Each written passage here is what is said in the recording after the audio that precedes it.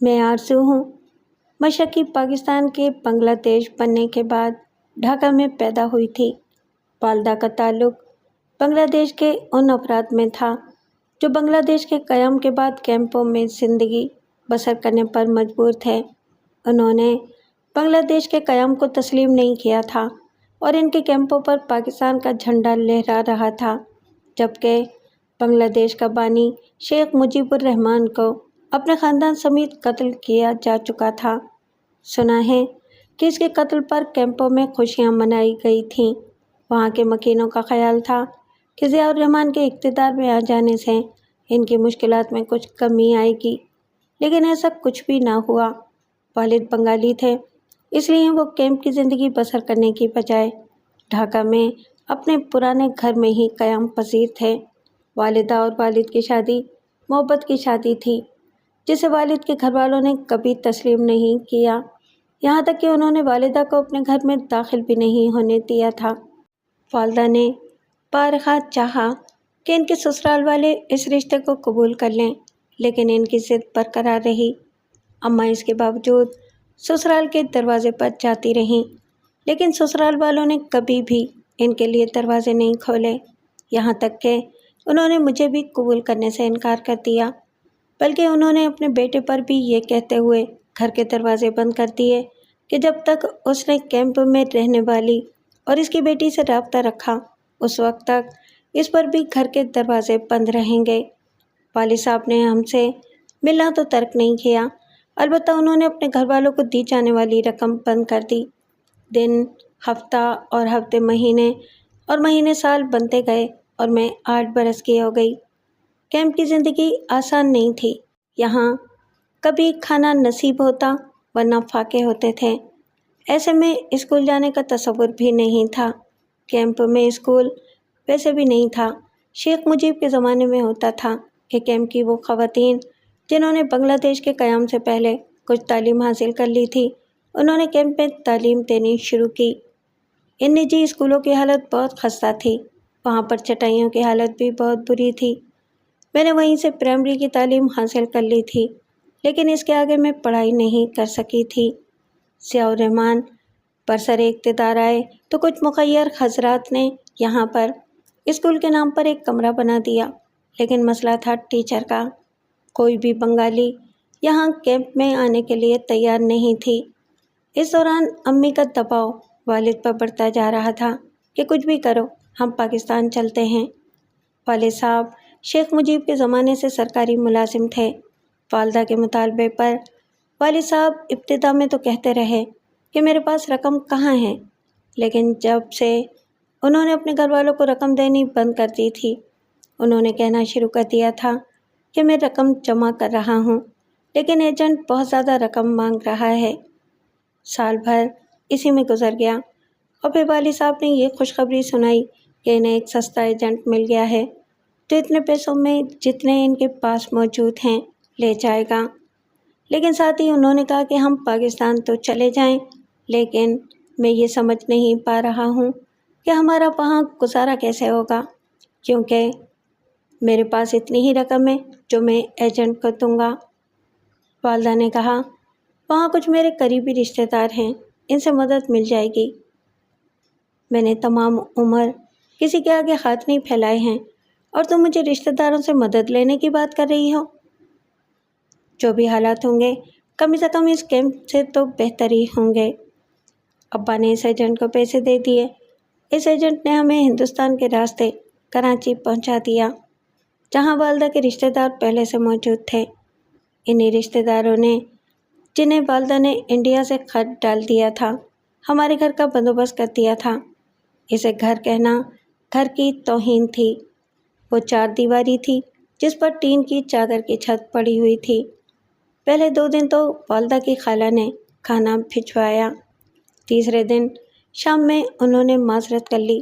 ان 3 دنوں میں والد صاحب نے محلے کے کئی لوگوں سے اپنی نوکری کی بات کی، لیکن کہیں سے کوئی مثبت جواب نہ ملا سوائے ایک جگہ کے، اور وہ جواب بھی ایسا تھا کہ والد صاحب گریجویٹ تھے، لیکن جس شخص نے تھوڑا بہت مثبت جواب دیا تھا اس نے کہا تھا کہ جب میں یہاں آیا تھا تو 6 ماہ بے روزگار رہنے کے بعد میں نے گنے کے رس نکالنے کی مشین لگا لی تھی، لیکن اب کام اتنا بڑا ہے کہ مجھے ایک شخص کی مزید ضرورت ہے، جسے والد نے تو مسترد کیا ہی، والدہ نے بھی مسترد کر دیا اور کہا 20 روپے روزانہ کی بنیاد پر میں یہ کام نہیں کرنے دوں گی۔ لیکن والد یہ کہتے ہوئے اگلے روز اس شخص کے ساتھ چلے گئے کہ کام کوئی بھی برا نہیں ہوتا۔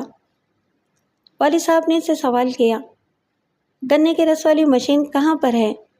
اس نے کہا، گرو مندر پر۔ بھائی، میں یہاں کراچی میں نیا ہوں، میں گرو مندر کے بارے میں کیا جانوں؟ تم صبح کس وقت بیدار ہو جاتے ہو؟ میں تو صبح خیز ہوں، اور کوشش میری یہ ہوتی ہے کہ فجر کی نماز باجماعت پڑھوں۔ کبھی کبھی یہ ہوتا ہے کہ جماعت مجھ سے چھوٹ جاتی ہے تو میں فجر کی نماز گھر پر پڑھتا ہوں۔ میں صبح 8 بجے نکلتا ہوں۔ پھر اپنی بات کو آگے بڑھاتے ہوئے اس آدمی نے کہا، میں صبح تمہیں گھر سے پک کر لوں گا، پھر تم میرا ٹھیا بھی دیکھ لینا اور تمہیں یہ بھی سمجھا دوں گا کہ تمہیں کام کیا کرنا ہوگا۔ والد صاحب صبح تیار ہونے لگے تو والدہ نے کہا، یہ صبح کہاں جانے کی تیاری ہے؟ میں نے ذکر تو کیا تھا، تم نے بنگلہ دیش سے گریجویشن کیا ہے اور اب گنے کا رس نکالنے والے کی ملازمت کرو گے۔ والد صاحب نے کہا، تمہیں کل جو کہا تھا وہی جواب آج بھی ہے۔ والدہ بڑبڑاتے ہوئے اس کمرے میں چلی گئی جو انہوں نے اس کوٹری میں اپنے لیے مخصوص کر لیا تھا۔ 8:00 پر گھر کے باہر موٹر سائیکل رکنے کی آواز آئی تو والد صاحب جلدی سے باہر نکلے۔ ان کے ساتھ میں بھی دروازے تک آئی۔ والد صاحب تب تک موٹر سائیکل پر بیٹھ چکے تھے۔ میں نے نہ جانے کیوں موٹر سائیکل کا نمبر نوٹ کیا جسے اس شخص نے جو موٹر سائیکل چلا رہا تھا موٹر سائیکل کے شیشے میں مجھے دیکھ لیا تھا۔ میں واپس آئی تو والدہ نے سوال کیا، تیرا باپ گیا؟ میں نے اس بات پہ گردن ہلا دی تو وہ بولی، اس شخص کو کچھ بھی کہوں، یہ شخص اپنی عقل کے مطابق کام کرتا ہے۔ والدہ کی بڑبڑاہٹ سے مجھے کوفت ہونے لگی اور میں نے زندگی میں پہلی بار انہیں جواب دیا، اماں، وہ جو کچھ کر رہے ہیں وہ ہمارے لیے ہی تو کر رہے ہیں۔ اس پر والدہ کا پارا مزید بڑھ گیا اور انہوں نے کہا، تو ہمیشہ سے باپ کی چمچی رہی ہے۔ میں ان کے منہ لگنا مناسب نہ سمجھتے ہوئے خاموش رہی اور میرے خاموش رہنے پر والدہ نے اپنی بڑبڑاہٹ ختم کر دی۔ میں خاموش کسی مصلحت کے تحت ہوئی تھی، ورنہ کہنے کو میرے پاس بھی بہت کچھ تھا۔ میں کہہ سکتی تھی کہ پاکستان ہم صرف آپ کی ضد کی وجہ سے آئے، اور یہ آپ کا کہنا تھا کہ پاکستان میں آپ کے بہت سے رشتہ دار ہیں جو آپ کی ہر طرح سے مدد بھی کریں گے۔ ہم پاکستان تو آ گئے، لیکن آپ کا کوئی بھی رشتہ دار ہماری مدد کو نہیں آیا، اور اسی وجہ سے بابا گریجویٹ ہونے کے باوجود گنے سے رس نکالنے والی مشین کے مالک کی نوکری پر مجبور ہو گئے۔ لیکن میں نے کچھ نہیں کہا، صرف والدہ کا طعنہ سن کر خاموش رہی۔ شام میں والد صاحب آئے تو والدہ نے انہیں گھر میں داخل ہوتے ہی پکڑ لیا اور رقم کا تقاضا کرنا شروع کر دیا۔ تو والد صاحب نے کہا، میں یہ نوکری نہیں کروں گا۔ میں تو پہلے ہی کہہ رہی تھی، لیکن تم مجھے بیوقوف سمجھتے ہو۔ والد نے کہا، پہلے پوری بات تو سن لو، پھر تقریر کرنا۔ والدہ نے اپنا لہجہ برقرار رکھا اور کہا، تو سناؤ اپنی رام کہانی۔ والد صاحب نے کہا، عبدالکریم نے مجھ سے 20 روپے روزانہ کی بات کی تھی۔ شام میں جب میں نے اس سے آج کے کام کے پیسوں کا تقاضا کیا تو اس نے کہا، تنخواہ تو مہینے کی آخری تاریخ کو ملے گی۔ بس میں نے اسے کہہ دیا کہ کل گھر پر نہ آنا کیونکہ میں یہ کام نہیں کر سکتا۔ والدہ نے رخ پلٹا اور یو ٹرن لیتے ہوئے کہا، کماؤ گے نہیں تو ہم کھائیں گے کہاں سے؟ والد صاحب نے جیب میں ہاتھ ڈالا اور 100 کے 5 نوٹ والدہ کی جانب بڑھائے، جس پر والدہ کی آنکھیں پھیل گئیں۔ ان کی آنکھیں پہلے ہی بڑی تھیں، نوٹ دیکھ کر پھیل گئیں تو مزید بڑی نظر آنے لگیں۔ بالآخر ان کی حیرت کچھ کم ہوئی تو انہوں نے سوال کیا، جب تم نے وہ نوکری چھوڑ دی ہے تو یہ کہاں سے آئے؟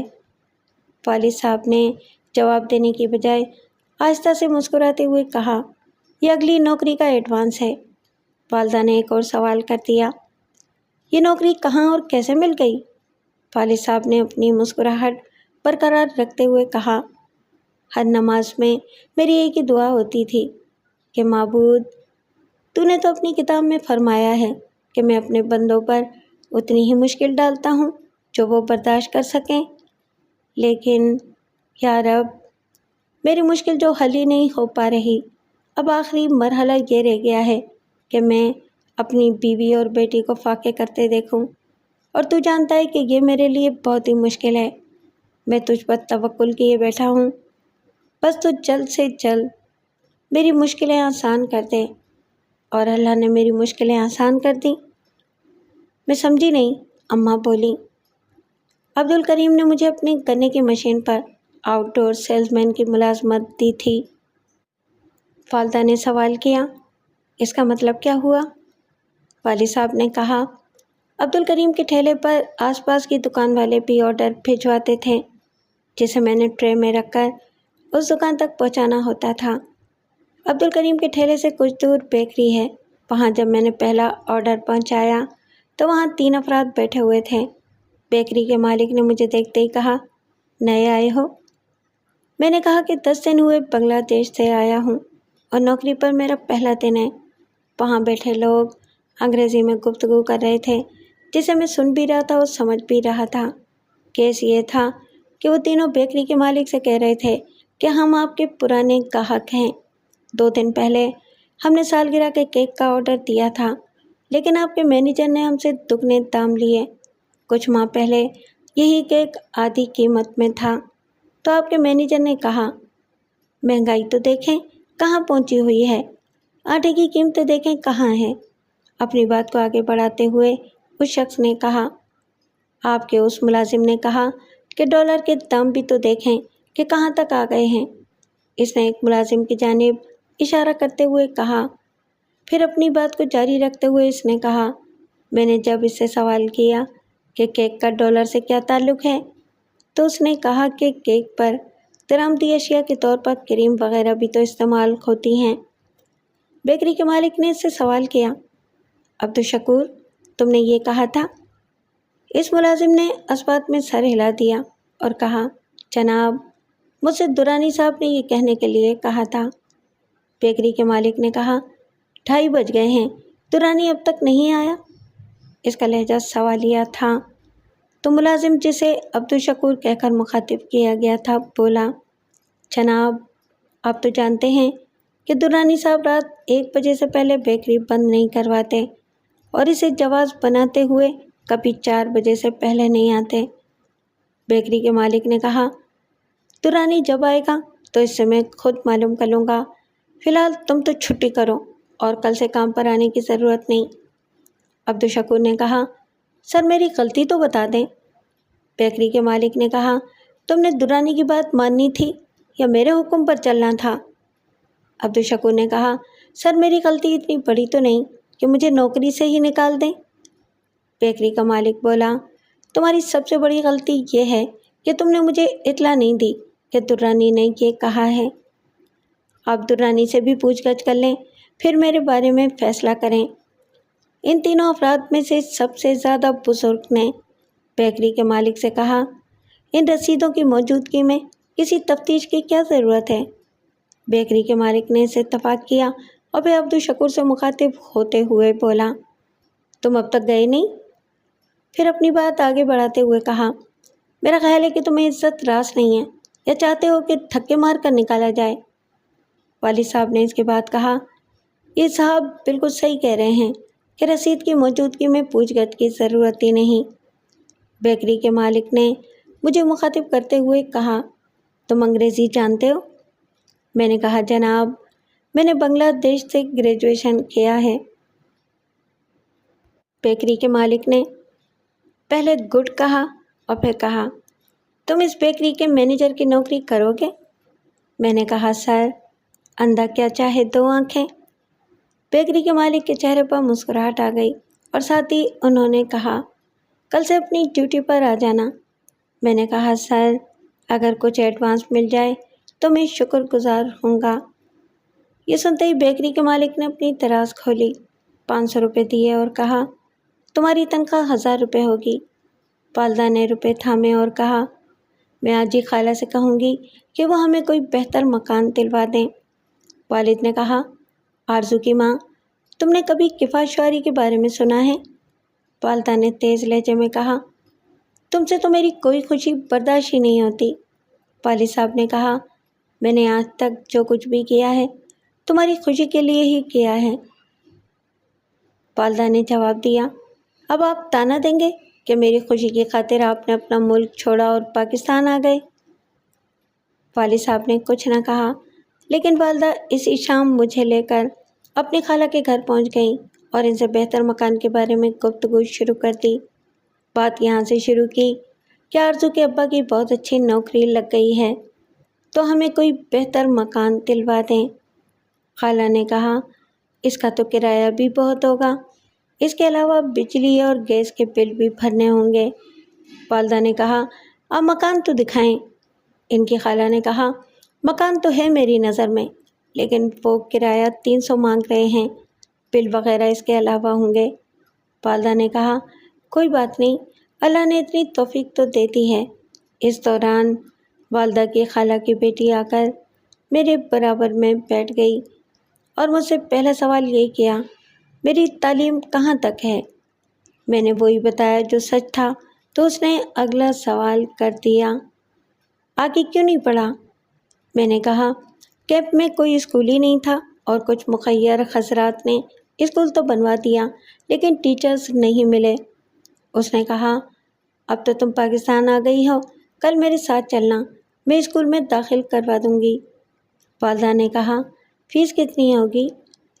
ان کی خالہ کی بیٹی نے کہا، وہ گورنمنٹ اسکول ہے جس کی کوئی فیس نہیں ہے، بلکہ کتابیں بھی حکومت دیتی ہے۔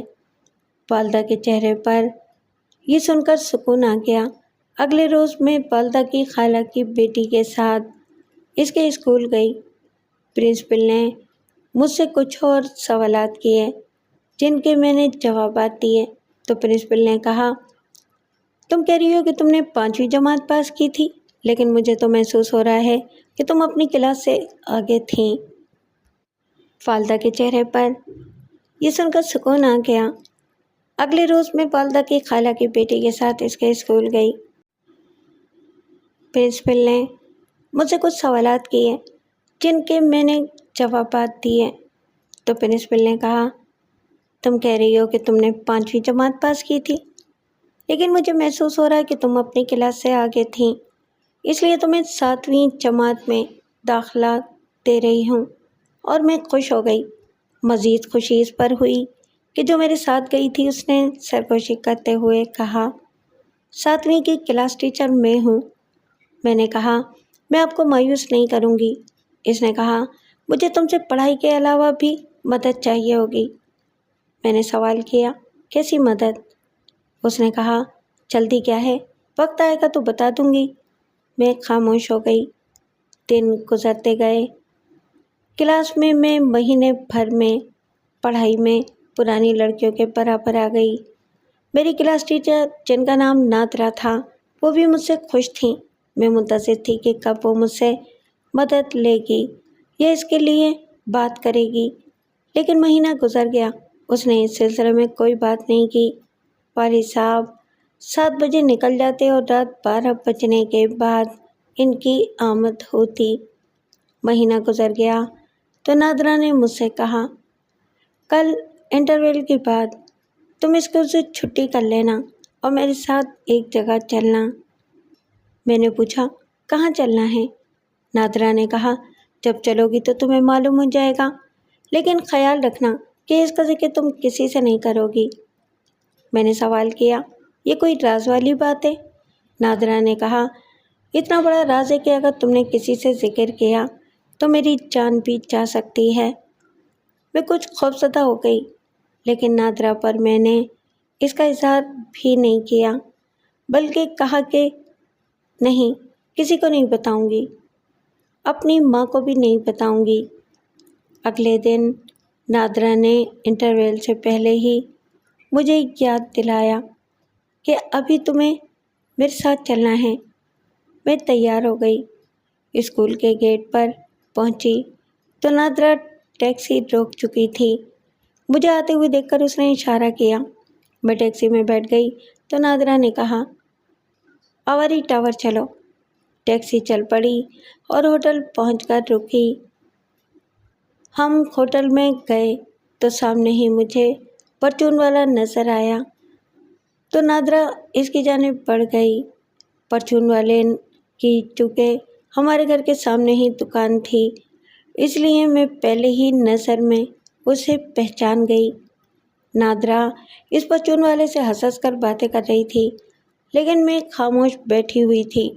मुझे इन दोनों की गुफ्तगू से भी उलझन हो रही थी, इसलिए भी मैं खामोश थी। काफ़ी देर गुजर जाने के बाद परचून वाले ने नादरा से कहा, तुम्हारी इस स्टूडेंट को बात करना भी आता है कि नहीं? नादरा बोली, ये इसकी फितरत है कि बहुत कम बोलती है। ये सिर्फ शादी तक ऐसी रहेगी, इसके बाद तो ये सास और नंदों को ऐसी सुनाएगी कि पूरा महल्ला सुनेगा। मैंने कहा, मैं शादी ही नहीं करूँगी।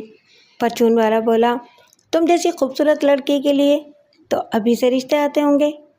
मैंने नाराज़ लहजे में कहा, जनाब, मैं ऐसी गुफ्तगू की आदी नहीं हूँ। नादरा ने मुझसे कहा, आरज़ू प्लीज़ गुस्से में ना आओ। रोशी ने कोई ऐसी बात नहीं की जिस पर तुम नाराज़गी का इजहार करो। परचून वाले ने कहा, अभी जितनी नाराज़ होना है हो जाओ, लेकिन बाद में इसकी इजाज़त नहीं दूंगा। नादरा ने कहा, रोशू, तुमने शादी का वादा तो मुझसे किया है और अब मेरे सामने ही वादा खिलाफ़ी कर रहे हो। इस वाक़े के बाद नादरा ने कभी भी मुझसे साथ चलने की बात नहीं की, लेकिन इतला मिली कि मेरे घर पर इसकी आमदोरफ्त कुछ ज़्यादा ही बढ़ गई है। वो ऐसे वक्त में आती है जब मैं स्कूल में होती हूँ और वालदा के साथ घंटों गपशप लगाती है। मैंने वालदा से इस बारे में बात करनी चाहिए तो उन्होंने कहा, तुम्हें क्या एतराज़ है इसके आने पर? स्कूल में भी इसकी गैर हाजिरियाँ पड़ने लगीं, यहाँ तक कि प्रिंसिपल साहिबा ने इसे मेरे सामने दफ्तर में तलब किया और कहा, नादरा, मैं तुम्हें वार्निंग दे रही हूँ कि अब तुम्हारी गैर हाजिरी ना हो, वरना मुझे मजबूर होकर कोई कार्रवाई करनी पड़ेगी। नादरा ने बहाना बनाया, मैडम, आरजू की वालदा बीमार रहने लगी हैं तो मैं इनकी देखभाल के लिए छुट्टी कर लेती हूँ। प्रिंसिपल साहिबा मुस्कुरा दी और कहा, नादरा, ऐसा झूठ बोलो कि वो फौरी तौर पर पकड़ा न जाए। इस बात को जारी रखते हुए प्रिंसिपल साहिबा ने कहा, माँ वो आरजू की है, इसकी तो कोई गैर हाजिरी नहीं है। नादरा बोली, मैडम, वो मेरी कज़न है। इनके शौहर सुबह सवेरे जाते हैं और रात गए आते हैं और आरजू स्कूल आ जाती है तो मुझे इनका ख्याल रखना पड़ता है। मेरी इतला तो यह है कि तुम मुख्तलिफ मर्दों के साथ डेट पर जाती हो। नादरा ने फिर गलत बयानी से काम लिया, मैडम, यूं ही किसी ने आपके कान भरे हैं। मैं तो आपसे गलत बयानी का तसव्वुर भी नहीं कर सकती। प्रिंसिपल साहिबा ने चाबी निकाल कर वो दराज खोली जिसे वो हमेशा लॉक रखती थीं। फिर इसमें से कुछ तस्वीर निकाल कर नादरा की जानिब बढ़ाईं और कहा, इसमें पहचान लो कि तुम कहाँ हो। नादरा खामोश रही। जिसने भी जाल बिछाया था, इसे बहुत मजबूत जाल बिछाया था। खुद मुझे भी नादरा के बचने की उम्मीद नहीं थी, लेकिन प्रिंसिपल साहिबा ने यह कहकर नादरा की जान बख्शी कर दी कि ये तुम्हारे लिए आखिरी मौका है। आइंदा कोई शिकायत आई तो मैं डायरेक्टोरेट में ये तस्वीर भिजवा दूंगी। मैडम, मुझ पर रहम करें। मेरा घर मेरी तनख्वाह से चलता है। अगर मेरी नौकरी ना रही तो घर वाले फाके करने पर मजबूर हो जाएंगे। मैं जानती थी कि वो झूठ बोल रही है, लेकिन नादरा के खिलाफ जाने की मैं हिम्मत ना कर सकी। 7वीं में मेरा रिज़ल्ट बहुत अच्छा रहा। मैंने वालिद साहब को मार्कशीट दिखाई तो उन्होंने बहुत खुशी का इजहार किया और मेरी पीठ थपथपाते हुए कहा, इसी तरह तवज्जो से पढ़ाई जारी रखो और एक दिन आला ओहदे पर पहुंचकर मेरा भी नाम रोशन करना। अब मैं 15 बरस की हो चुकी थी और बहुत सी बातें वक्त गुजरने के साथ साथ समझ में आ रही थी, लेकिन मैं खामोश रही थी। वालिद साहब को नहीं बताती थी कि परचून वाला वक्त बे वक्त ہمارے گھر کیوں آتا ہے، کیونکہ میں جانتی تھی کہ والد صاحب یہ برداشت نہیں کر سکیں گے۔ پہلے والد صاحب 2 بسیں بدل کر کام پر جاتے تھے، لیکن جب میں میٹرک میں آ گئی تو والد صاحب نے سولجر بازار میں ایک کمرے کا مکان لے لیا اور رات کو وہیں سونے لگے۔ اس طرح انہیں بیکری پہنچنے میں تو آسانی ہو گئی، لیکن اورنگی ٹاؤن سے ان کا رابطہ ختم ہو گیا۔ میں نے ہمت کر کے والدہ سے پوچھ ہی لیا، یہ پرچون والا اس وقت ہمارے گھر کیوں آتا ہے جب میں بھی گھر پر نہیں ہوتی بلکہ اسکول گئی ہوئی ہوتی ہوں؟ اماں نے ٹھیٹ بن کر کہا، وہ اپنا ادھار وصول کرنے آتا ہے۔ میں نے کہا، کیسا ادھار؟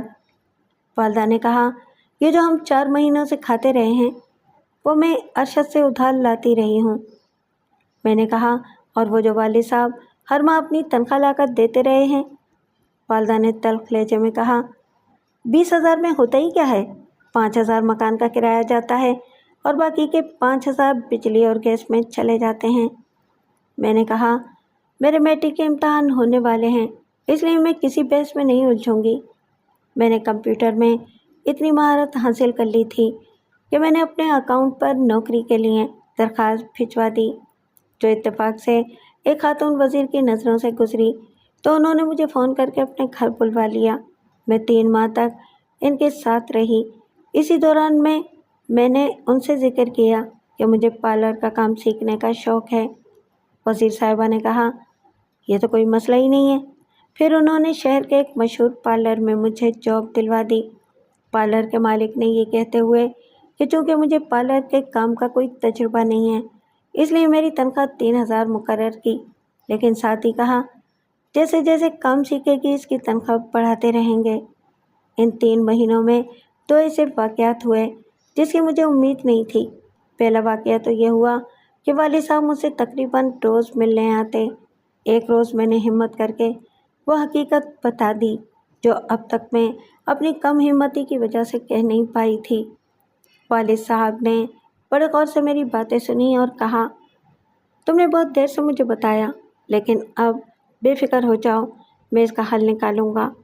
جس روز ہمارے درمیان یہ بات ہوئی تھی اس کے چوتھے روز میں پارلر پہنچی تو والد صاحب انتظار کر رہے تھے۔ انہوں نے مجھے آتا دیکھا اور میرے پاس آئے اور سرگوشی کے انداز میں کہا، کل رات میں نے اس عورت کو طلاق دے دی ہے۔ پھر تفصیلات بتاتے ہوئے کہا، رات 12 بجے اورنگی والے گھر پہنچا اور دروازے پر 15 منٹ تک دستک دیتا رہا، لیکن دروازہ نہیں کھلا، یہاں تک کہ پڑوسی تک باہر نکل آئے۔ لیکن جب دروازہ کھلا تو میری بیوی کے کپڑے ایسے نہیں تھے جو عام طور پر ہوتے تھے، اس کی سانس بھی اکھڑی ہوئی تھی۔ اس نے دروازہ کھولا اور دروازے کے پیچھے چھپنے کی کوشش کی، لیکن میں سیدھا بیڈ روم کی جانب بڑھتا چلا گیا جہاں وہ پرچون والا کپڑے پہن رہا تھا۔ میں نے پڑوسیوں کے سامنے اس کے منہ پر ایک زوردار تھپڑ مارا جس سے اس کے ہونٹوں سے خون نکل آیا، اور پھر پڑوسیوں کو گواہ بناتے ہوئے تمہاری والدہ سے رشتہ توڑ لیا۔ تمہاری والدہ نے میرے پیر پکڑ لیے اور معافی مانگنے لگی، لیکن میں نے کہا کہ یہ سب کرنے تم پاکستان آئی تھی؟ تو اس کی خالہ نے بھی میری حمایت کر دی اور کہا کہ میں بہت عرصے سے یہ دیکھ رہی تھی۔ تو میں نے ان سے کہا کہ میں نے تو رشتہ ختم کر دیا ہے، اب تم اپنی بیٹی کو قابو کر سکتی ہو تو کر لو، اور اس میں مجھ سے جو مدد چاہوگی میں کر دوں گا۔ اسی دوران نادرا بھی وہاں آ گئی تو اس کی ماں نے اسے ماننا شروع کر دیا اور پڑوسیوں نے بھی لعنت ملامت کرنی شروع کر دی۔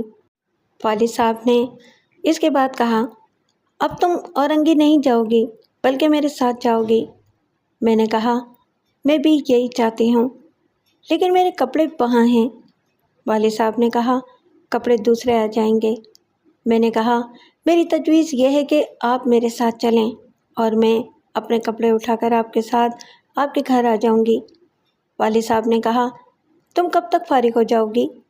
میں نے انہیں وقت بتاتے ہوئے کہا، میں آپ کا انتظار کروں گی، لیکن مجھے انتظار نہیں کرنا پڑا کیونکہ والد صاحب وقت مقررہ سے پہلے ہی موٹر سائیکل پر آ گئے۔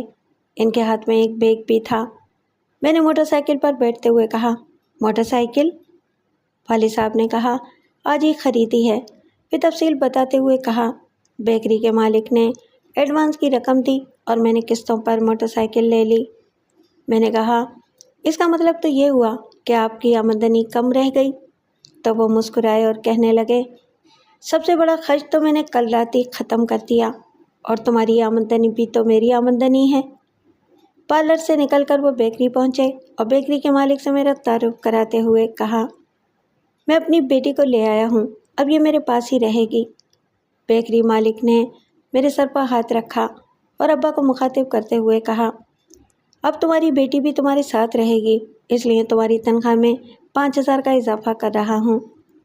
والد صاحب کے ساتھ میں نے بھی ان کا شکریہ ادا کیا تو انہوں نے مجھے مخاطب کیا، بیٹیاں حق ملنے پر شکریہ ادا نہیں کرتیں۔ اس کے بعد ہم باپ اور بیٹی اورنگی پہنچے اور میں نے اپنے کپڑے جمع کرنے شروع کیے تھے۔ والدہ وہاں پہنچ گئیں اور کہنے لگیں، آرزو، اپنی ماں کو چھوڑ کر کہاں جا رہی ہو؟ میں نے تلخ لہجے میں کہا، وہیں جا رہی ہوں جہاں مجھے بہت پہلے جانا چاہیے تھا۔ والدہ نے ہاتھ جوڑے اور معافیا مانگی، لیکن میں اپنے فیصلے میں اٹل رہی اور والد صاحب کے ساتھ ان کی موٹر سائیکل پر بیٹھ کر روانہ ہو گئی۔ راستے میں پرچون والے کی دکان آئی تو میں نے والد صاحب کو رکنے کے لیے کہا۔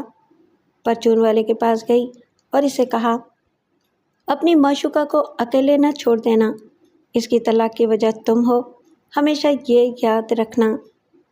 یہ کہتے ہوئے وہاں سے نکل آئی اور والد کی موٹر سائیکل پر سوار ہو کر ان کے گھر پہنچ گئی۔ وہ مکان تو ایک کمرے کا تھا، لیکن اس میں 2 بیڈ پڑے تھے، ایک بیڈ تھا اور ایک صوفہ کم بیڈ تھا۔ یہ دیکھ کر میں نے والد صاحب سے کہا، آپ نے تو تمام انتظامات کر رکھے ہیں۔ انہوں نے کہا، صبح تمہارے پارلر سے واپسی پر میں نے یہ صوفہ کم بیڈ لیاقت آباد کی سیکنڈ ہینڈ مارکیٹ سے لیا ہے۔ رات میں نے اس صوفہ کم بیڈ پر گزاری اور صبح اٹھ کر فجر پڑھنے کے بعد کچن میں چلی گئی اور چائے بنانے لگی تو والد صاحب بھی وہیں آ گئے۔ میں نے ان کی چائے کا مگ ان کے سامنے رکھ کر اپنا کپ اٹھا کر اپنے صوفے کم بیڈ پر آ گئی۔ کچھ دیر بعد والد صاحب بھی وہیں آ گئے اور کہنے لگے، میں 1 اور 2 بجے کے درمیان آؤں گا، تب تک تم دوپہر کا کھانا بنا لینا۔ تو میں دوبارہ کچن میں آ گئی۔ جتنی دیر میں ناشتہ بناتی اتنی دیر میں والد صاحب سودا لے کر آ گئے۔ میں نے کہا، یہ تو بہت زیادہ ہے، تم کیا سمجھ رہی ہو کہ صرف میں کھاؤں گا؟ اور کون ہوگا؟ ابو نے کہا، کئی مہینوں سے میں اپنے ساتھیوں کے ساتھ کھاتا رہا ہوں، تو اب وقت آیا ہے کہ ان سب کا ادھار چکا دوں۔ اور ساتھ ہی کہا کہ اتنا بنانا کہ 4 سے 5 افراد کھا سکیں۔ میں 2 بجے سے پہلے آ کر لے جاؤں گا۔ ناشتہ کر کے والد صاحب اپنی جاب پر چلے گئے اور میں آلو کا بھرتا بنانے میں جٹ گئی۔ والد صاحب وعدے کے مطابق آئے، تب تک میں روٹیاں بھی پیک کر چکی تھی اور واپس آتے ہوئے انہوں نے خوشخبری سنائی کہ بیکری کے مالک نے کہا ہے کہ اب ہر روز کا کھانا تمہارے گھر سے ہی آئے گا اور اس کا جو بھی خرچہ ہوگا وہ مجھ سے لے لینا۔ میں نے کہا، آج میرے پارلر کا ناغہ ہو گیا، وہ تو قابل برداشت ہے، لیکن میں زیادہ چھٹیاں نہیں کر سکتی۔ والد صاحب نے کہا، میں زیادہ تعداد میں سامان لے آؤں گا، تم پکا کر رکھ دینا، میں لینے آؤں گا تو تمہیں پارلر چھوڑ آؤں گا۔ اس واقعے کو آج 7 برس ہو گئے ہیں۔ 3,000 سے شروع ہونے والی جاب سے اب میں 30,000 کما رہی ہوں اور اسی پارلر کی مینیجر بھی ہو گئی ہوں۔ والدہ نے عدت کے بعد پرچون والے سے ہی شادی کر لی تھی اور اب تو ان کی 2 اولاد بھی اس پرچون والے سے ہے، ایک لڑکی اور ایک لڑکا ہے۔ میرے بھی کئی رشتے آئے، لیکن میں ہر ایک میں کوئی نہ کوئی خامی نکال لیتی ہوں۔ والد صاحب جب کچھ سمجھانے کی کوشش کرتے ہیں تو میرا جواب ہوتا ہے کہ قدرت نے مجھے آپ کی خدمت کا موقع دیا ہے، میں اسے کھونا نہیں چاہتی۔ نادرا اتنی بدنام ہو چکی ہے کہ اس کی سیڑھیاں کوئی چڑھنے کو تیار نہیں ہے۔ اس کی ماں 2 بار ہمارے نئے گھر آ چکی ہیں کہ بیٹا تم ہی کچھ کرو، تمہارے تو اب بہت سے جاننے والیاں ہیں۔ میں نے کہا، میں انہیں نادرا کے بارے میں تفصیل بتا دوں گی، اس کے بعد بھی کوئی تیار ہو جائے تو مجھے خوشی ہوگی۔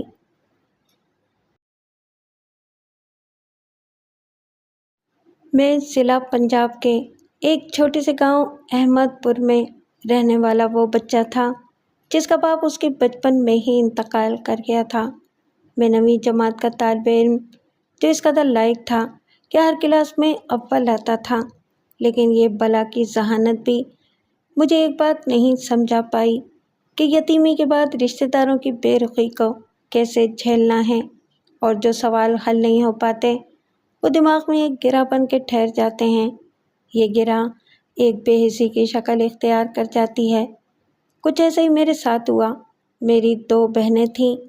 اماں کو مجھ سے زیادہ میری بہنوں کی فکر تھی۔ وقت جیسے ٹھہر گیا تھا، کسی ضدی بچے کی طرح۔ شاید وقت بہت سے چہروں کو آشکارا کرنا چاہتا تھا۔ سب رشتہ دار منہ موڑ چکے تھے۔ جن زمینوں سے آمدن آتی تھی، اس پہ قابض میرے سگے تایا چچا پیسے کے عوض ضمیر بیچ چکے تھے، یہ جانتے ہوئے بھی کہ یتیموں کا مال کھانا حرام قرار دیا گیا ہے۔ گھر میں موجود جمع جو تھا، جب اختتام پذیر ہونا شروع ہوا تو اماں کو حالات کی سنگینی کا اندازہ ہوا۔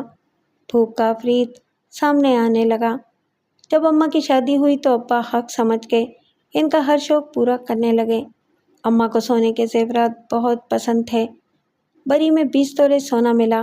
اس کے باوجود جب بھی کچھ پیسے ہاتھ آتے، ابا ان کے لیے کوئی نہ کوئی سونے کی چیز لا دیتے تھے۔ اس طرح اماں کے پاس 30 تولے سونا رکھا تھا۔ انہوں نے 20 تولے سونا بیچ کے کریانے کی دکان ڈال لی۔ تب زمانہ بھی سستا تھا۔ گزارے لائق دکان بنی گئی، جہاں اسکول کے وقت تک وہ خود نقاب اوڑھ کے بیٹھتی تھیں، جبکہ باقی سارا دن دکان میں سنبھالتا تھا۔ زندگی کی گاڑی سست رفتاری سے ہی صحیح، لیکن گھسٹنے لگی تھی۔ خاندان والوں کے اعتراضات اپنی جگہ تھے۔ اماں عدت میں تھیں۔ حالات کی ستم ظریفی سنگ نہ ہوتی تو وہ عدت میں شدید ضرورت کے لیے بھی باہر نہ نکلتی، لیکن یہ بات وہ رشتہ داروں کو سمجھا نہیں سکتی تھیں۔ میں نے اماں سے کہہ دیا تھا، زندہ رہنا چاہتی ہیں تو لوگوں کے بارے میں سوچنا چھوڑ دیں۔ ابا کے بعد ہمارا گھر ایسا کھنڈر بن گیا تھا جہاں کوئی بھی اپنی گھٹیا سوچ کی غلاظت بڑے آرام سے پھینک دیتا تھا۔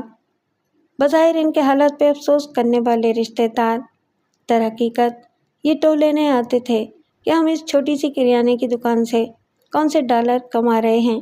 پھر جاتے جاتے اماں کے کانوں میں یہ پھونکنا نہیں بھولتے تھے کہ اماں کو مجھ سے محتاط رہنا چاہیے، کہیں میں دکان میں سے پیسے نہ کھا جاؤں، کیونکہ میرے بگڑنے کے دن ہیں۔ میری بہنیں اس ناگہانی آزمائش پہ وقت سے پہلے سمجھدار ہو گئی تھیں، خاص کر 18 سالہ منزا باجی۔ جب میرے خلاف کوئی بات سنتی تو اماں کی طرح خاموش نہیں رہتی تھی، بلکہ کوئی نہ کوئی ایسا جملہ بول دیتی تھیں کہ خاندان سے آئی عورتیں اپنے گال پیٹ لیتی تھیں۔ آج بھی یہی ہوا۔ عقیلہ چچی کی باتوں پہ یک لخت اماں کا چہرہ پھیکا پڑا تھا۔ چچی، ہمارا بھائی ہمارا غرور ہے، وہ دکان سے پیسے اڑا کے جوا کھیلے، چوری کرے یا شراب پیے، وہ کم سے کم ہمارے ساتھ تو رہتا ہے نا۔ آپ اپنے بیٹے فاخر کو تو واپس بلا لیں، جو آپ کے منہ پہ تھوک کے گھر داماد بن بیٹھا ہے۔ چھوٹے سے کچن میں کب سے یہ سب سنتی منزا کے صبر کا پیمانہ لبریز ہوا تھا۔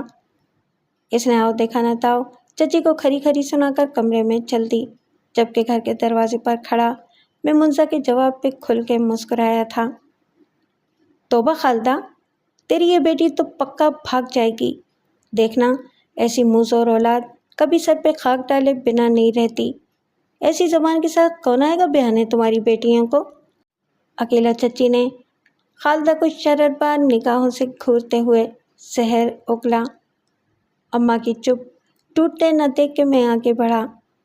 چاچی، آپ تو کافی ڈھیٹ واقع ہوئی ہیں۔ منزا نے آپ کی اتنی بے عزتی کی، آپ اب تک جم کے یہیں بیٹھی ہیں، چلی کیوں نہیں جاتی؟ وہ ہے باہر کا راستہ، پلیز جائیں، اور واپس آنے کا کبھی سوچنا بھی مت۔ میں نے اماں کے زرد پڑتے چہرے پہ نظر جما کے بے حد سخت لہجے میں کہا تو چچی مغلظات بکتی یہ جا بوجھا ہوئی۔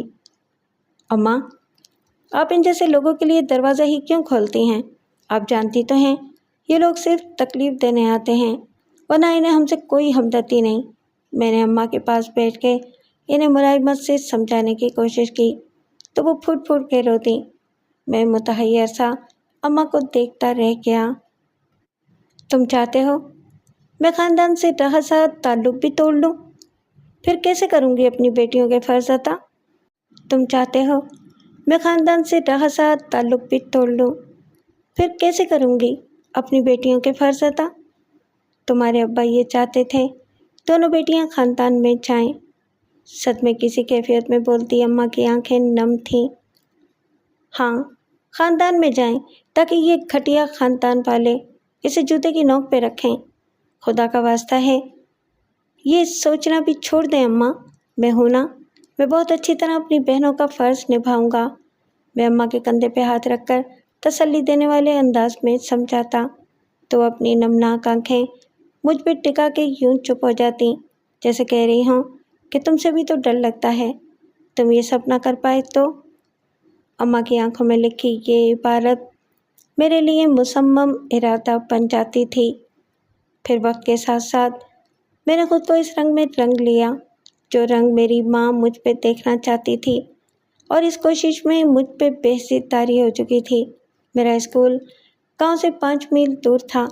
ابا کی زندگی میں ایک رکشہ ڈرائیور کی ڈیوٹی تھی مجھے چھوڑنے کی، لیکن پھر میں نے پیدل جانا شروع کر دیا کہ کم سے کم اماں کو میری وجہ سے اضافی پیسے نہ خرچ کرنے پڑیں۔ کچھ ہی دن میں مجھے احساس ہو گیا تھا کہ مجھ جیسا تھان پان سا لڑکا 5 میل پیدل سفر نہیں کر سکتا۔ اب کچھ ایسا کرنا تھا کہ اسکول تک کا سفر بنا کوئی پیسہ خرچ کیے آسانی سے کٹ جائے، چاہے اس کے لیے کچھ بھی کرنا پڑے۔ میں نے امکانات پہ غور کرنا شروع کیا تو اندازہ ہوا کہ گاؤں کے چودھری کا بیٹا بائک پہ اسی اسکول جاتا تھا جہاں میں جاتا تھا۔ ہماری اتنی دوستی تھی، لیکن حالات کے بدلتے رخ نے اس پہ سرد مہری کا رنگ چڑھا دیا تھا۔ رشتہ اتنا بھی بے رنگ نہیں ہوا تھا کہ اپنی پہچان کھو دیتا۔ میں نے اس پھیکے پڑتے رشتے کو مصنوعی محبت کے رنگوں سے پھر سے سجانا شروع کیا۔ ہفتے بعد جب ہمارے گھر گوشت کا کوئی سالن بنتا تو میں ہاشم کے لیے ضرور لے کر آتا۔ یہی ایک وجہ تھی کہ ہاشم نے مجھے اسکول تک اپنی بائک پر لفٹ دینے کی آفر کی۔ میرے تو گویا دل کی مراد بھر آئی۔ رفتہ رفتہ میں نے بائک چلانا بھی سیکھ لی۔ اب اس کی بائک میں ہی چلاتا اور وہ آرام سے پیچھے بیٹھ کے اسکول آ جاتا۔ اندھا کیا چاہے 2 آنکھیں۔ میں ویسے بھی غیرت کو خدا حافظ کہہ چکا تھا۔ میں اکثر جان بوجھ کے لنچ نہیں لے جاتا تھا، جانتا تھا کہ لنچ لے کر گیا تو سب کو کھلانے والی ماں بھوکی رہ جائے گی، سو میں کمال ڈھٹائی سے اپنے کلاس فیلوز میں سے کسی نہ کسی کا لنچ شیئر کرتا تھا۔ کلاس کے لڑکوں کی ناگوار نظر مجھے محسوس ہی نہیں ہوتی تھی۔ بتایا نا میں نے کہ میں بے حس اور ڈھیٹ ہو چکا تھا۔ جلدی مجھے احساس ہوا کہ اس دنیا میں بے غرض ہو کے صرف خدا کھلاتا ہے یا پھر ماں باپ۔ میرے کلاس فیلو بھی سوچتے ہوں گے کہ یتیم ہوں تو انہوں نے کون سا میرا ٹھیکہ لیا ہے۔ ان کی آنکھوں میں ناگواری بڑھنے لگی تو میرے شاطر دماغ نے مجھے ایک راز سجائی۔ میں جس سے لنچ کھاتا اس کا ہوم ورک کر دیتا۔ یوں میں اپنے کھائے لقموں کو حلال کرنے لگا۔ پھر میرے سوختہ حال ذہن میں ایک بات راسخ ہو گئی کہ اگر مجھے کسی سے کچھ سہولت چاہیے تو مجھے بھی کسی کے فائدے کا باعث بننا ہوگا۔ پھر میں نے یہ معمول بنا لیا۔ اب میں لنچ نہیں لے کر جاتا تھا، اسکول تک کا کرایہ نہیں لیتا تھا۔ میں بلا کا ذہین تھا۔ اس دن ہاشم کا رویہ عجیب سا تھا، سب سے چڑچڑے انداز میں بات کرتا، ہوم ورک نہ کر کے آیا۔ سائنس کے سر سے مار بھی کھائی، اس کے ہر انداز میں بیزاری تھی۔ میں بریک ٹائم تک اس کی عجیب کیفیت کو نوٹ کرتا رہا۔ جیسے ہی بریک ٹائم ہوا اس کے پاس جا بیٹھا اور اس کا مسئلہ پوچھ کے ہی دم لیا۔ اس کی بڑی بہن صالحہ باجی شہر کے کالج میں پڑھنا چاہتی تھی۔ شہر گاؤں سے 10 میل دور تھا اور صالحہ کو لانے لے جانے کی ڈیوٹی ہاشم کے سر لگی تھی، جس پہ ہاشم اپنا سر پیٹ کر رہ گیا۔ لو، صرف اتنی سی بات پہ اتنا پریشان ہو رہے ہو؟ میں سمجھا پتہ نہیں گھر میں کتنی بڑی پریشانی ہے جو تم ایسے منہ لٹکائے بیٹھے ہو۔ میں اس کے عالم میں بے نیازی سے گویا اس کی پریشانی پہ مسکرا دیا۔ میری یہاں جان پہ بنی ہے اور تم دانت نکال رہے ہو؟ جاؤ کلاس میں ورنہ دانت توڑ دوں گا۔ اس نے خطرناک تیوروں سمیت مجھے گھورا تو میں دانستہ سنجیدہ ہو گیا۔ اچھا ایک بات بتاؤ، کیا صالحہ باجی میری بہن نہیں؟ میرے اس بالکل مختلف سوال پہ ہاشم کی آنکھوں میں ناگواری آ گئی اور وہ مجھے کھوننے لگا۔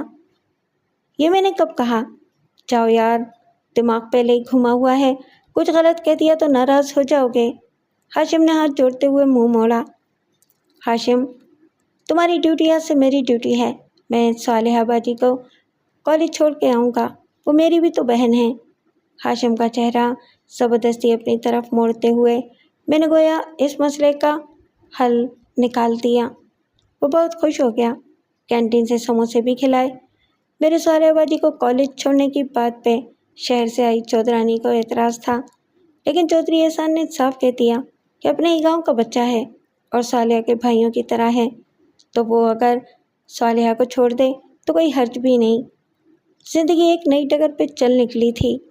میں صبح نماز پڑھ کے صالحہ باجی کو لیے شہر کی طرف نکل جاتا، پھر واپس آ کے ناشتہ کرتا اور بھاگم بھاگ اپنے اسکول کی طرف نکل جاتا۔ چونکہ زندگی کا ایک اصول میری سمجھ میں آ چکا تھا کہ کچھ حاصل کرنا ہے تو کڑی محنت کرنا پڑے گی۔ میں کلاس کا سب سے لائق بچہ تھا، سو استاد مجھ پہ بھروسہ بھی کرتے تھے۔ سالانہ امتحان میں پیپرز چیک کرنے کی ذمہ داری بھی دیتے تھے اور یہ ایک نئی لاٹری تھی۔ میرے لیے پیپرز چیک کرنا اور پیسے لے کر ان میں ترمیم کرنا میری عادت بن گئی تھی۔ سو دکان اب میں رات گئے بند کرتا تھا، وہیں بیٹھ کے پیپرز چیک کرتا، کھانا بھی وہیں کھاتا۔ میں نے اپنا ناتا سکھ چین سے گویا کاٹ لیا تھا۔ میں ویسا بن گیا تھا جیسا میری ماں چاہتی تھی۔ میں چاہتا تھا خاندان والے غلط ثابت ہوں اور انہیں غلط ثابت کرنے میں میں اپنے ہوش کھو رہا تھا۔ میرے اندر سے صحیح غلط کی تمیز مٹ گئی تھی۔ میں نے دنیا کو استعمال کرنا سیکھ لیا تھا، وہ بھی بڑی بے ترتیبی سے۔ مجھے سونے کے لیے 2-3 گھنٹے ملتے۔ عرصے سے یہی میری روٹین بن گئی تھی۔ صالحہ باجی کو چھوڑنے کا یہ فائدہ ہوا تھا کہ اب صالحہ باجی اپنے کپڑے میری منزہ باجی سے سلوانے لگی تھیں۔ منزہ باجی کے ہاتھ میں بہت صفائی تھی، گاؤں کی عورتیں انہی سے کپڑے سلواتی تھیں، لیکن صالحہ باجی کی بات الگ تھی، وہ سلائی بھی پوری دیتی تھیں اور کپڑے بھی زیادہ سلواتی تھیں۔ وہ ان کے حالات سے واقف تھیں، سو ان کے شہر میں موجود دوست کی بوتیک سے کام بھی دلوانے لگی، جسے منزہ باجی اور چھوٹی سفینہ مل کے کرنے لگیں۔ میری دونوں ہی بہنیں ہنرمند تھیں۔ زندگی گویا ایک نئی ڈگر پہ چل نکلی تھی۔ حالات بہتری کی طرف مائل تھے، لیکن میں خاص کر اپنے لیے کبھی کچھ نہیں رکھتا تھا، پتہ نہیں کیوں، لیکن میں بہت تنگ دل ہو گیا تھا۔ دل چاہتا تھا جو بھی حاصل کروں اس بے حس دنیا سے چھین کے حاصل کروں۔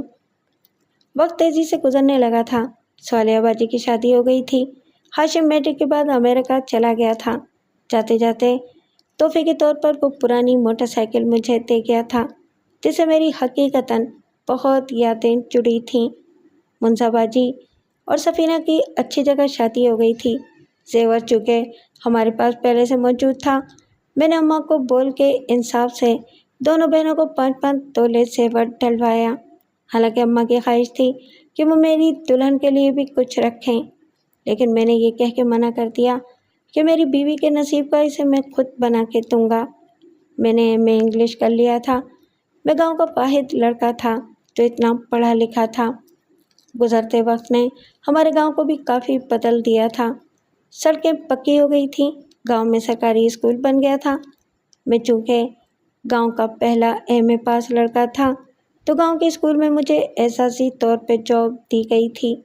رشتہ دار بھی اتنی عزت اور مرتبہ دیکھ کر دوبارہ رشتہ داری گانٹنے پہ مصر تھے، لیکن جب بھی کبھی سب اکٹھے ہوتے، میں جتائے بنا نہیں رہتا تھا کہ میں وہی ہوں جس کے لیے آپ لوگ سوچتے تھے کہ یہ جوا کھیلے گا، شراب پیے گا، اور سے دیکھیں یہ وہی گھر ہے جس کی بیٹیوں نے بھاگ جانا تھا۔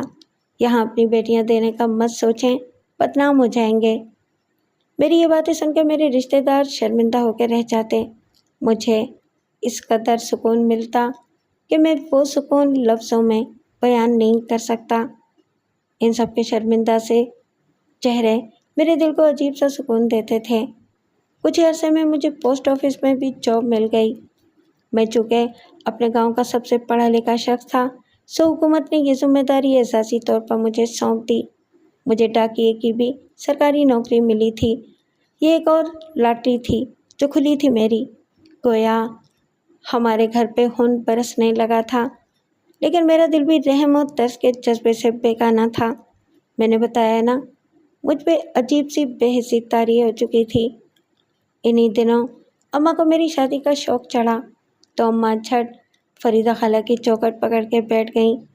मैं ख़ानदान में शादी के हक़ में नहीं था, लेकिन अम्मा की एक ही ज़िद थी कि वो अपनी यतीम भांजी को ही हमेशा बहू की नज़र से देखती रही हैं। मैं फिर खामोश हो गया था, क्योंकि अतिया में ख़ानदान की लड़की होने के अलावा कोई ऐब नहीं था। वो यतीम थी, बचपन में भी सऊबतें झेलकर पली थी।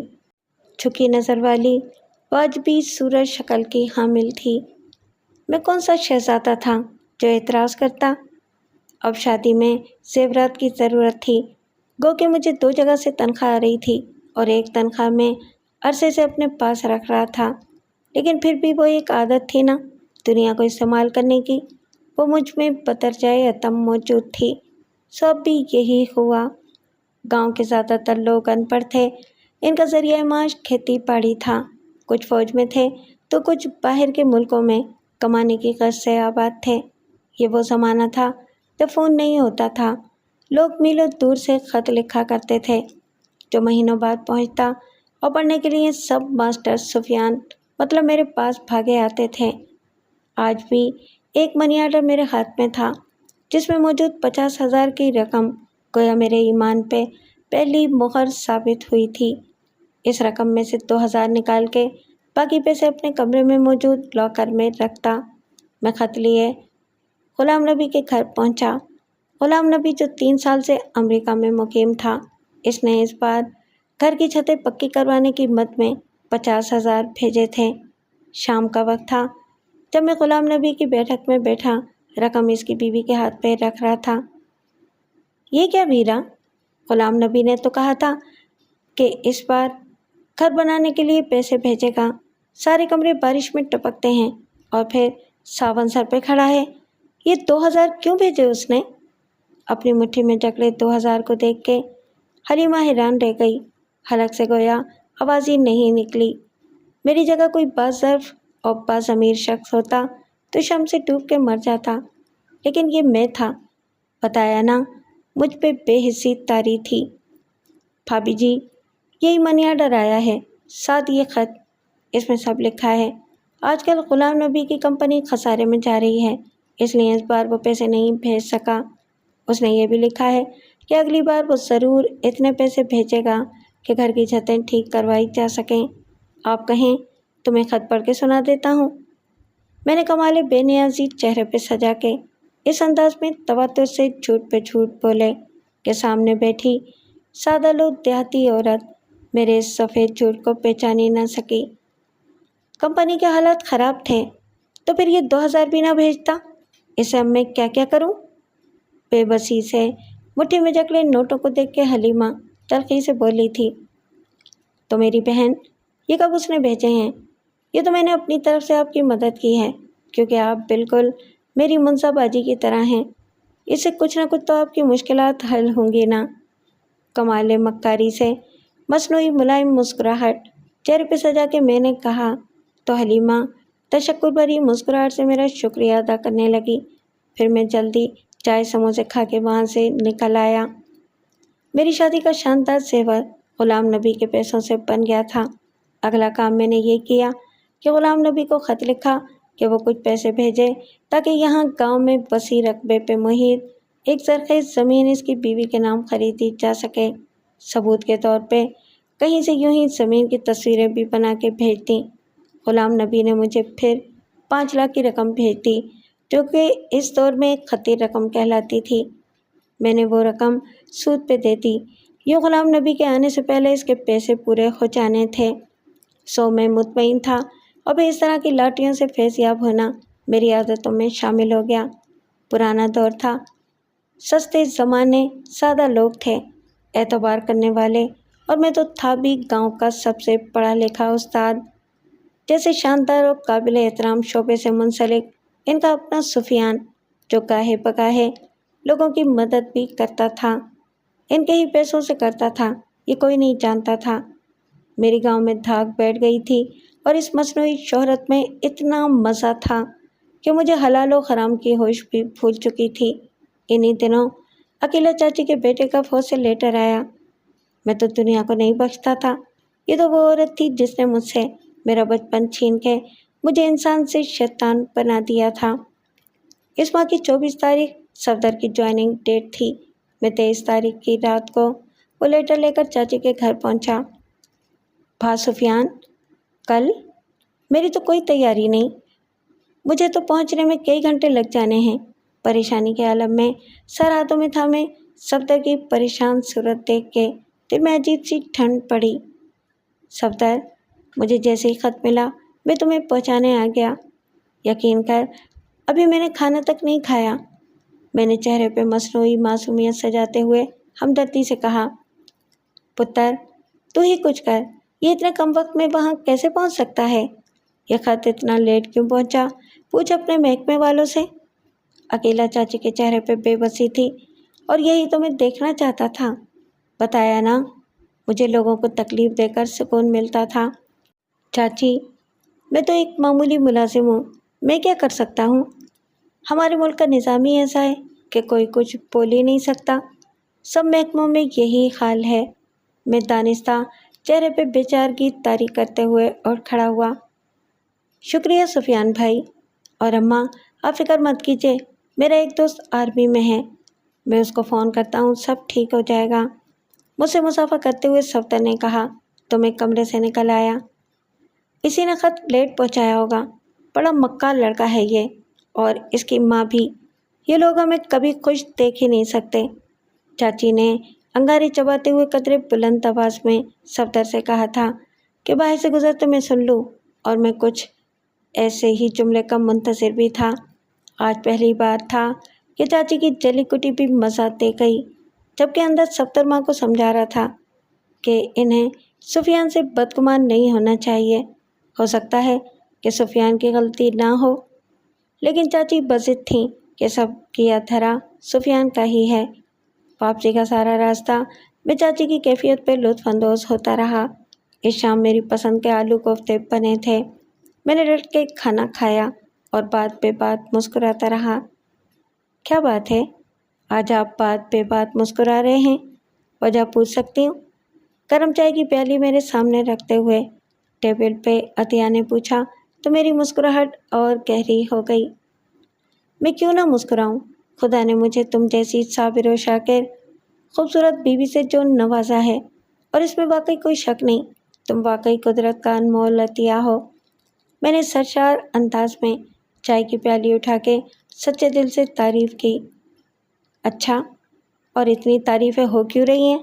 ज़रा मैं भी तो जानूँ। मेरे कपड़े इस्त्री करते हुए इसने तरंग में पूछा। पता है अतिया, जब अम्मा ने तुमसे शादी के लिए कहा तो मैं डरता था। ख़ानदान वालों से कभी फैज़ नहीं पाया। मैं चाहता था ख़ानदान से बाहर शादी करूं, लेकिन वक्त के साथ गुजरते हालात ने बताया कि सब बुरे नहीं होते। जब अम्मा के मुंह से तुम्हारी तारीफ़ सुनता हूँ, जब मुंसाबाजी और सफ़ीना को तुम्हारे गुण गाते देखता हूँ तो खुश हो जाता हूँ। बस तुम हमेशा हमारे लिए यूं ही बाइस से खुशी बनती रहना। मैं बात समेटते हुए और खड़ा हुआ। रात के कुछ पल में अपनी माँ की टांगें दबा के इनकी शफकत भरी नसीहतें सुनते गुजारता था। वक्त ने एक बार फिर रुत बदली। मुझे अल्लाह ने 2 बेटे और 2 बेटियों से नवाजा था। अम्मा हमें नहीं रही थीं, लेकिन इनके आखिरी वक्त में मैंने इनकी बड़ी खिदमत की। न दिन देखा न रात अम्मा के लब पे हमेशा मेरे लिए दुआएं रहती थीं। मैंने इनका बेहतर से बेहतरीन अस्पतालों में इलाज करवाया, लेकिन वो शुगर ब्लड प्रेशर के मर्ज से रिकवर ना हो सकी, या शायद मेरी हराम मिली कमाई मेरी माँ को चंद सांसें देने में भी नाकाम रही। मैं कुछ अरसे परेशान रहा, फिर वक्त ने वही बेहिसी मुझ पर तारी कर दी। मेरे बच्चे शहर के अच्छे स्कूल कॉलेजों में पढ़े थे। अब कुछ लोग मेरी असलियत पहचानने लगे थे, लेकिन मेरे पास इतना पैसा था कि मुझे फ़र्क ही नहीं पड़ता था। ना ही किसी की ज़रूरत थी कि मेरे सामने कुछ बोल सकता। लोग जानते थे मेरा सूद का कारोबार है, لیکن پھر بھی میری عزت کرنے پہ مجبور تھے۔ پہلے مجھے پیسے سے پیار تھا، اب میں پیسے کی پوجا کرنے والا ایک کرپٹ شخص تھا۔ یہ بات میرے اندر راسخ ہو چکی تھی کہ پیسہ انسان کی ڈھال ہوتا ہے۔ اتنا پیسہ ہونے کے باوجود میں پیسہ خرچ کرتے ہوئے کنجوسی سے کام لیتا تھا، لیکن اپنے بچوں کی پڑھائی پہ میں نے کوئی کنجوسی نہیں کی۔ میرے سب بچے اعلیٰ تعلیم یافتہ تھے۔ میمونہ اور صدف میری بیٹیاں اعلیٰ تعلیم حاصل کر کے سرکاری اسکول اور کالجز میں نوکری کر رہی تھیں۔ ان کی شادیاں میں نے رئیس گھرانوں میں کی۔ وہ اپنے گھروں میں عیش و عشرت کی زندگی گزار رہی تھیں، ساتھ ہی شوقیہ جاب بھی جاری رکھے ہوئے تھیں، جبکہ میرے بیٹے معظم اور شیراز بھی سرکاری محکموں میں اچھی پوسٹ پہ تھے۔ لیکن اتنا کچھ ہوتے ہوئے بھی میرے دل میں سکون نہیں تھا۔ دل چاہتا تھا اتنا پیسہ حاصل کر لوں کہ دنیا میں کوئی میرے سامنے آواز بلند کرنے کی ہمت ہی نہ کر سکے۔ میں نے معظم اور شیراز کی شادی ان سے بڑی عمر کی لیکن زمین جائیداد والی لڑکیوں سے کی۔ شیراز اپنے کالج کی کسی لڑکی کو پسند کرتا تھا۔ جیسے ہی مجھے خبر ہوئی، میں نے سب سے پہلے لڑکی والوں کی حیثیت پوچھی، جو ہم سے کہیں بھی میل نہیں کھاتی تھی، لیکن میں شیراز سے کچھ بھی کہے بنا وہاں سے اٹھایا۔ اب ضرورت تھی تو صرف اتنی کہ لڑکی والوں کو ان کی حیثیت یاد دلائی جائے۔ میں نے لڑکی کے باپ کو فون کر کے ایک ہی جملہ کہا کہ میں اپنے بیٹے کی بارات کبھی تنگ گلیوں میں لے کر نہیں جاؤں گا۔ ہاں، آپ نے میری رضامندی کے بنا اپنی بیٹی میرے بیٹے کے ساتھ رخصت کر بھی دی تو اسے میں کبھی اپنے گھر کی بہو نہیں بلکہ ایک بھاگی ہوئی لڑکی ہی سمجھوں گا، جو میری فیملی کا حصہ کبھی نہیں بن سکے گی۔ اور شریف گھرانوں میں یہی تو ایک بات ہوتی ہے کہ وہ اپنی جھوٹی انا اور عزت کے مقبرے میں اپنی بیٹیوں کی لاشیں دفن کرتے بھی نہیں کتراتے۔ عطیہ کے لاکھ سمجھانے پہ بھی میں نے کسی کی ایک نہ چلنے دی اور بیٹوں کی شادیاں ایسی جگہ کی جہاں خون برستا تھا۔ میری بہوؤں کا جہیز دیکھ کے سارے علاقے کی آنکھیں پھٹی کی پھٹی رہ گئیں، اور اس چکا چوند میں شیراز کا بجھا ہوا چہرہ مجھے کبھی نظر ہی نہیں آیا تھا۔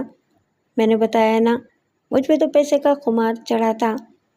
معظم کے سسرال والے چونکہ ہمارے علاقے سے ملحقہ ایک چھوٹے شہر کے رئیس تھے، انہوں نے حقیقی معنوں میں جہیز سے ہمارا گھر بھر دیا۔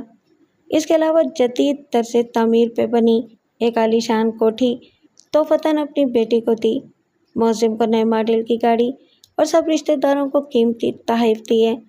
معظم کی بیوی سائرہ معظم سے عمر میں 8 سال بڑی تھی۔ وہ قدرے ناخوش تھا لیکن شاندار جہیز دے کر مطمئن ہو گیا۔ سنیرا بھی شیراز سے 6 سال بڑی تھی۔ سنیرا کے باپ اور بھائیوں کا امریکہ میں پیٹرول پمپ تھا، گویا وہ لوگ پیسہ نہیں ڈالرز کما رہے تھے، اور وہ بھی بے حساب۔ میں نے سنا تھا پیسہ انسان کے پاس ہو تو انسان ہر خوشی خرید سکتا ہے، لیکن پتہ نہیں کیوں دنیا میں کچھ شیراز جیسے عجیب لوگ بھی ہوتے ہیں جو پیسے کی قدر نہیں کرتے، بس ڈٹ پونجیے لوگوں کے پیچھے بھاگ کر زندگی ختم کر لینا چاہتے ہیں۔ لیکن میں اپنی اولاد کو خود غربت کی منجھار میں پھنستے نہیں دیکھ سکتا تھا، زبردستی ان کی زندگیوں کے فیصلے کیے۔ جب سے ان لوگوں کی شادیاں ہوئی تھیں، میں محسوس کرتا تھا کہ شیراز میری طرف نہیں دیکھتا تھا۔ کچھ پوچھوں تو مختصر جواب دے کے منہ پھیر لیتا، لیکن میں مطمئن تھا کہ ایک دن معظم کی طرح شیراز بھی میرے فیصلے کو صائب ٹھہرا کے میرا شکر گزار ہوگا۔ آج 8 سال بیت چکے ہیں۔ میری بیوی میرے ساتھ نہیں، وہ مجھ سے پہلے راہیے ملک عدم چلی گئی۔ معظم اپنی بیوی کے ساتھ شہر شفٹ ہو چکا ہے، جبکہ شیراز یہ ملک ہی چھوڑ کے جا چکا ہے۔ دونوں بیٹیاں دوسرے گاؤں میں خوشحال زندگی گزار رہی ہیں۔ اب میں اتنے بڑے گھر میں بالکل اکیلا ہوں۔ میرے پاس سب کچھ ہے لیکن سکون نہیں۔ بظاہر میں بالکل فٹ چاق و چوبند ہوں، لیکن کبھی کبھی محسوس ہوتا ہے جیسے میں پاگل ہو رہا ہوں۔ میرے اندر کی بے چینی پتہ نہیں کیوں کبھی کبھی اتنا بڑھ جاتی ہے کہ دل چاہتا ہے کہ سر میں خاک ڈال کے دور کہیں بہت دور بھاگ جاؤں، جہاں مجھے کوئی نہ پہچانے۔ اپنا ہر کام خود کرتا ہوں، میں چاہوں تو ہر کام کے لیے ملازم رکھ سکتا ہوں، لیکن بتایا نا، مجھے پیسے سے عشق ہے، جنون کی حد تک، یا شاید مجھے عادت ہے پیسے کو نہ خرچ کرنے کی۔ یاد ماضی میں مستغرق میرا دھیان تب بٹا جب کوئی چیز میری انگلیاں چلانے لگی، تب یاد ماضی میں گشت کرتی میری روح لاؤنج میں رکھی ایزی چیئر پہ پڑے میرے قالب میں واپس آئی۔ یہ عادت بھی بہت بری چیز ہوتی ہے۔ ایک اور عادت میری تنہائی کی ساتھی بن چکی ہے، اور وہ ہے سگریٹ نوشی۔ شاید دھوئیں کے اٹھتے مرغولوں میں میں اپنی تنہائی اور ہر محرومی کو اڑا دینا چاہتا ہوں، لیکن محرومی اور تنہائی بھلا جان لیے بنا جان کہاں چھوڑتی ہیں۔ میں نے عالم اضطراب میں ہاتھ میں تھاما جلتا ہوا سگریٹ ایش ٹرے میں زور سے پٹکا۔ دل کی گھبراہٹ پھر بھی کم نہ ہوئی، توڑ کر ٹہلنے لگا۔ جدید سہولیات سے آراستہ میرا خوبصورت گھر ہر قسم کی آواز سے خالی تھا۔ یکلخت بھوک کے شدید احساس نے میرے اعصاب کو جکڑا۔ میں اٹھ کے کچن میں آ گیا، فریج سے آٹا نکال کے میں مہارت سے پیڑے بنانے لگا۔ بیوی کے بعد میں نے اتنا سا کام تو سیکھ ہی لیا تھا۔ اپنے ہاتھوں سے بنائے ہوئے سالن کی پتیلی چولہے پہ رکھتے ہوئے میں نے آنچ ہلکی کی، آٹے کے 2 پیڑے اٹھائے، میں گھر سے نکل آیا۔ دوسرے ہی پل میں ساتھ والے گھر میں دستک دے رہا تھا۔ دروازہ کسی بچے نے کھولا۔ میں معمول کے مطابق اندر چلا گیا۔ خاتون خانہ نے میرے ہاتھ سے آٹے کے پیڑے لیے اور کچن کی طرف چل دی۔ کئی برسوں سے میرا یہی معمول تھا۔ مجھے جب بھی بھوک لگتی، میں آٹے کے پیڑے لیے گاؤں کے کسی نہ کسی گھر چلا جاتا، جہاں سے مجھے پکی ہوئی روٹی مل جاتی۔ گاؤں کے بچے مجھے اکثر گلی سے گزرتے ہوئے آوازیں کستے تھے، وہ دیکھو، وہ جا رہا ہے آٹے کے پیڑوں والا بابا۔ لیکن مجھے فرق نہیں پڑتا۔ میں نے بتایا نا، مجھے پیسے جوڑے رکھنے کی عادت ہے۔